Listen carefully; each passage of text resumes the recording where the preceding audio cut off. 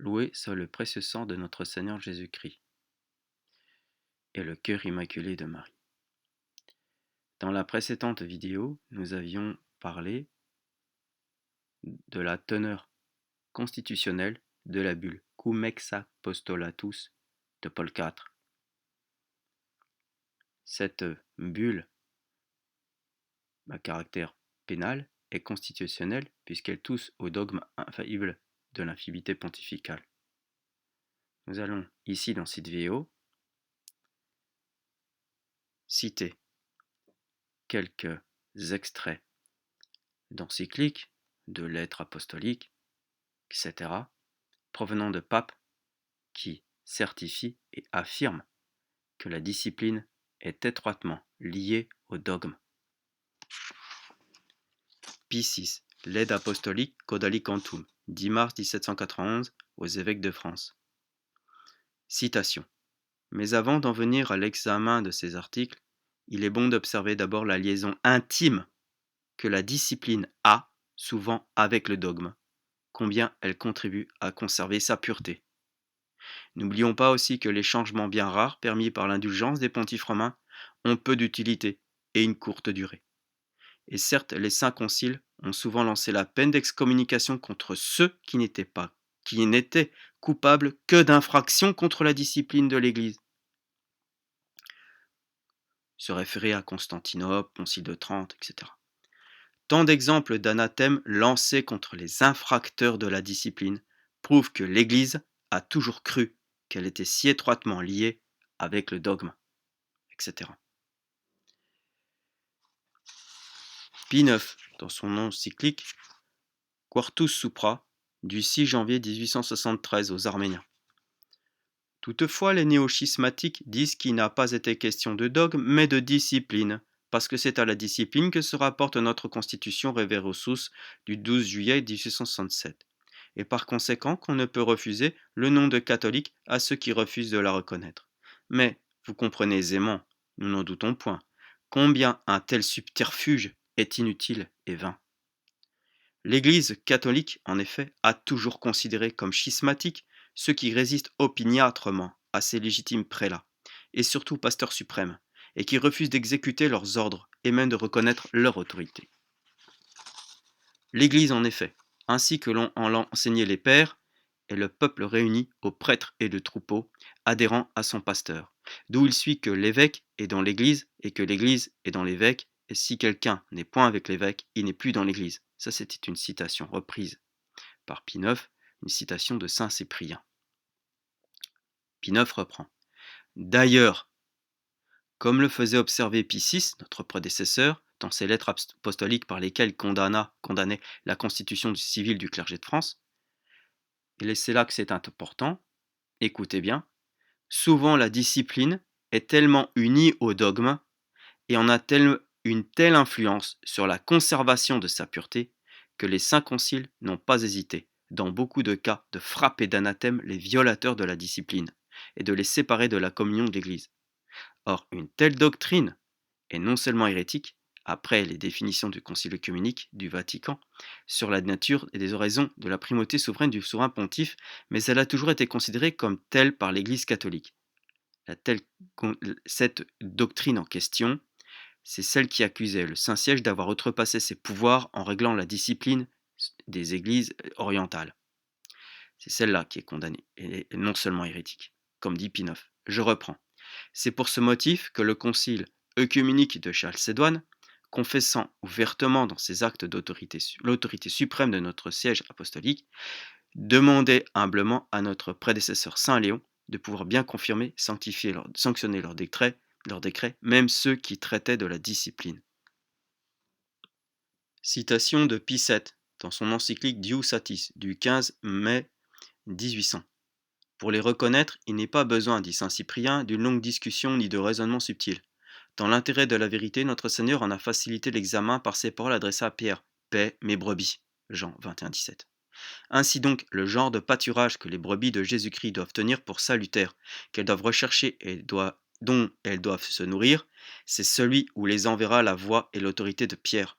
Ceux-là, par conséquent, dont la même voie les détourne et les éloigne, elles doivent absolument le considérer comme chose nuisible et poison mortel, et s'en écarter avec la plus vive horreur, sans se laisser captiver ni séduire par les apparences les plus attrayantes. Sans cette docilité, on ne peut être compté parmi les brebis de Jésus-Christ. Fin de citation. Terminons cette vidéo avec la citation de Pape Pie XII. Allocution du 2 novembre 1954 aux cardinaux et évêques. Cette habitude de se tourner vers le Saint-Siège, en ce qui concerne non seulement la foi, mais aussi le gouvernement et la discipline, est en vigueur depuis les temps les plus anciens de la chrétienté. Les sources anciennes de l'histoire en fournissant de nombreux exemples, et lorsque les pontifes romains furent interrogés et ne répondirent pas comme des théologiens privés, mais en vertu de l'autorité, conscients du pouvoir qu'ils avaient reçu du Christ notre Seigneur de diriger tout le troupeau et chacune de ses parties. La même conclusion se déduit des cas dans lesquels les pontifes romains, sans avoir été interrogés, tranchèrent les différends ou évoquèrent à leur tribunal les questions incertaines. Cette union et ces relations de circonstances avec le Saint-Siège ne viennent pas d'une certaine volonté de tout réduire à l'unité, mais du droit divin et d'un élément propre de la constitution de l'Église du Christ. Il n'en résulte pas de dommages, mais bien un avantage pour les évêques à qui est confié le gouvernement de divers troupeaux particuliers. Les relations avec le Saint-Siège leur fournissent, en effet, dans les questions incertaines, lumière et assurance, dans les difficultés, conseil et force, dans les épreuves, un secours, dans les situations critiques, un soulagement et une consolation. D'autre part, le siège apostolique tire des relations des évêques une plus vaste information sur l'ensemble du troupeau, une connaissance plus exacte et plus rapide des dangers qui menacent et des remèdes qu'on pourrait employer pour guérir les maux. Fin de citation. Citation de Pie IX. Concile de Vatican, Constitution, Pastor Aeternus, chapitre 3. Extrait. Canon. Si donc quelqu'un dit que le pontife romain n'a que de la charge d'inspection et de direction, et non le plein et suprême pouvoir de juridiction sur l'Église universelle, non seulement dans les choses qui concernent la foi et les mœurs, mais aussi dans celles qui appartiennent à la discipline et au gouvernement de l'Église, répandue dans tout l'univers, ou qu'il a seulement la principale part et non toute la plénitude de ce pouvoir suprême, ou que ce pouvoir qui lui appartient n'est pas ordinaire et immédiat sur toutes les églises et chacune d'elles, soit sur tous les pasteurs et sur tous les fidèles et sur chacun d'eux, qu'il soit anathème. Fin de citation. Et enfin, pour clôturer, Pape Léon XIII, encyclique Sapientiae Christianae du 10 janvier 1890, dit « Quand il s'agit d'établir les limites de l'obéissance, que personne ne s'imagine que la soumission à l'autorité des pasteurs sacrés et surtout du pontife romain s'arrête à ce qui concerne les dogmes, dont le rejet opiniâtre ne peut aller sans le crime d'hérésie. Il ne suffit même pas de donner un sincère et ferme assentiment aux doctrines, qui, sans avoir été définies par un jugement solennel de l'Église, sont cependant proposées à notre foi par son magistère ordinaire et universel comme était divinement révélé, et que le Concile du Vatican a ordonné de croire de foi catholique et divine. Il fut, en outre, que les chrétiens considèrent comme un devoir de se laisser régir et gouverner par l'autorité de la direction des évêques et surtout par celle du siège apostolique. Combien cela est raisonnable, il est facile de le voir. En effet, parmi les choses contenues dans les divins oracles, les unes se rapportent à Dieu, les autres à l'homme lui-même, et aux choses qui lui sont nécessaires pour son salut éternel. Or, prescrire ce qu'il faut croire et qu'il faut faire en ces deux ordres, cela appartient de droit divin, comme nous l'avons dit, à l'Église et dans l'Église au pontife romain. C'est pourquoi le souverain pontife doit pouvoir déclarer avec autorité ce que contient la parole divine, quelle doctrine concorde avec elle et quelle doctrine s'en écarte. Pour la même raison, il doit pouvoir montrer ce qui est bien et ce qui est mal, ce qu'il faut faire et ce qu'il faut éviter pour faire son salut. Autrement, il ne pourrait être ni l'interprète infaillible de la parole de Dieu, ni le guide sûr de la vie humaine. Fin de citation. Après toutes ces encycliques, ces extraits que nous venons d'écouter, il est clair nous l'avons déjà dit plusieurs fois, et je le redis ici, qu'un hérétique ne peut pas être pape. Un hérétique, quelqu'un de coupé de l'Église catholique, ne peut pas être pape. Le pape est le garant de la foi. Ceux qui s'y opposent sont des hérétiques. Il faut obéir, vous l'avez très bien entendu, dans cette encyclique Sapientiae Christianae du pape Léon XIII, qu'il faut obéir à l'Église. On ne doit pas lui désobéir. C'est clair et net. Donc, ceux qui invitent à la désobéissance se séparent de l'Église, sont hérétiques également. Ils s'opposent à l'autorité suprême du pape.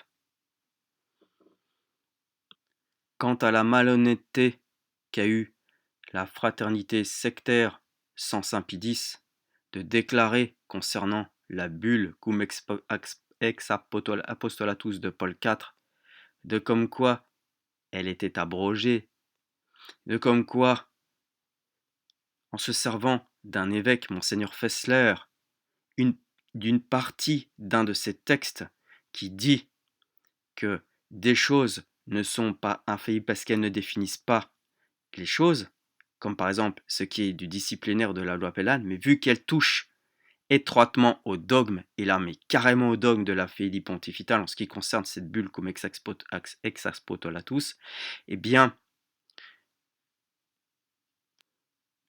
cette malhonnêteté d'avoir pris un extrait pris dans un contexte, mais pas avoir pris le reste des choses, parce que Monseigneur Fessler, comme je l'ai cité plus loin, dit qu'évidemment qu'un hérétique ne saurait être pape.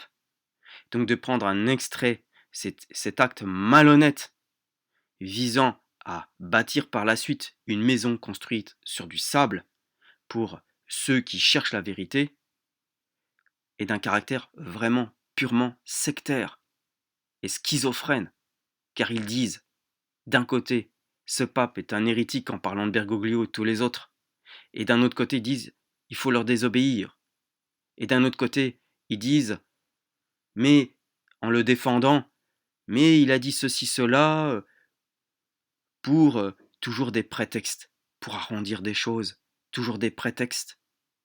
Ça suffit. La fraternité sans Saint Pie X, est une secte. Ils ne sont pas catholiques. Et la bulle de Paul IV est toujours valide et toujours en vigueur. Par conséquent, et en conséquence, tous les hérétiques qui ont proféré, pseudo-conféré, des ordinations, des consécrations, tous ces sacrements sont invalides à la base, et donc évidemment illicites par la suite. Ils sont invalides. La bulle de Paul IV s'applique à tous, à tous, à tous. Et c'est pareil pour la lignée guérardo-tussiste, pour cesser des vacantistes. C'est exactement la chose. Il n'y a pas de messe valide. Vous allez chercher un bout de pain. Vous faites le crime de Judas. Judas, il a reçu la vraie communion. Mais vous faites le même sacrilège intentionnel que Judas. Et vous désobéissez au canon 1258 qui est il n'est pas permis aux fidèles d'assister activement ou de prendre part, sous quelque forme que ce soit, au rite sacré non catholique. Et je recite encore, enfin une dernière fois, le canon 188.4 qui dit « Par tacite renonciation, admise par le droit lui-même, tout office devient vacant par le fait même et sans aucune déclaration, si le clerc, en quatrième alinéa, défaille publiquement de la foi catholique. Gloria in altissimis Deo, et intera pax omnibus bone voluntatis. »